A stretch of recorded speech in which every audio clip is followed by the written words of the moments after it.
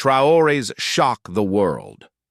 Build giant canal without West, IMF, USAID, or EU.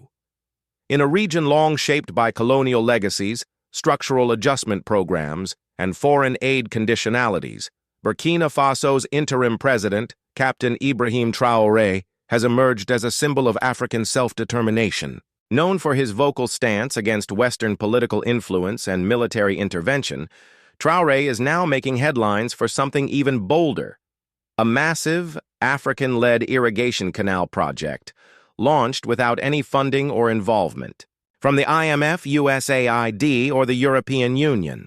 Since taking power in 2022, amid widespread frustration with insecurity and foreign interference, Traoré has pushed for a vision of Pan-African sovereignty, particularly in areas of infrastructure, agriculture, and water access.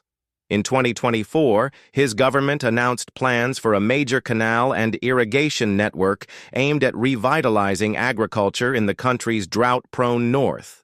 The project's goal is ambitious: transform tens of thousands of hectares of unused land into fertile farmland by redirecting seasonal water flows from regional river systems, and eventually connecting with neighboring Mali and Niger for cooperative agricultural resilience. What shocked many observers was not the scope, but the funding model. "We will not beg, we will build. Africa must fund Africa," said Traoré at a press conference in Bobo-Dioulasso in early 2025. Rather than turning to the IMF or World Bank, which have long been criticized in the region for imposing debt and austerity in exchange for support, Burkina Faso's transitional government turned to domestic state-owned banks and sovereign fund support from allied African states, including Mali and Guinea, technical assistance from non-Western partners, such as Turkey and Iran, local labor, and military engineering corps. Reducing costs and creating jobs, the approach has not gone unnoticed. This is part of a wider rejection of Western-dominated development models, says Dr. Fatoumata Diallo, a political analyst based in Dakar. It's about more than water. It's about control. Construction began modestly with a test phase, a regional water channel near the Suru River Basin, supported by solar-powered pumping stations. According to Burkina Faso's Ministry of Agriculture, early results have already increased local rice yields by over 20%.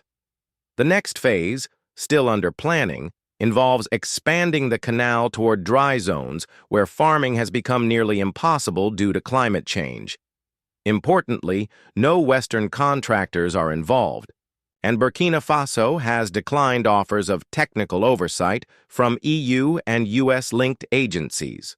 Western governments have expressed concern over what they call a lack of transparency in the project's execution, while analysts note that the move reflects a broader shift in West Africa, where governments are increasingly turning to alternative partnerships and seeking post-colonial autonomy. At the 2025 Non-Aligned Movement Summit, Traoré doubled down on his country's direction. "We want partnerships, not paternalism. We want solidarity, not surveillance. We want African-led solutions." His remarks drew applause from several African, Asian, and Latin American delegations.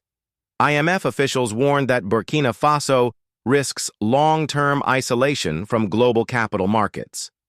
France has largely avoided public commentary amid continued tensions following the military withdrawal. ECOWAS, now split over regional alignments, has not formally endorsed the canal but has remained silent. Meanwhile, ordinary Burkinabe farmers interviewed by RFI and Al Jazeera voiced strong support for the initiative. "If the government brings water, we bring food," said Issoufou, a farmer near Dédougou. "We don't need foreign handouts. We need tools." As of August 2025, the project remains in its early stages, and experts caution that technical, environmental, and financial hurdles remain. However, the symbolism is powerful. A landlocked country with few natural resources and enormous development challenges is attempting to carve its own path, literally and politically, by building without reliance on former colonial powers or global lenders. Whether the canal succeeds or stalls, One thing is clear. Traoré has shifted the conversation on what development in Africa can look like. Burkina Faso's canal project, without the IMF, without USAID, and without the EU, may not be the largest in scale, but it represents something larger. A challenge to the narrative that Africa can only progress through Western-designed frameworks.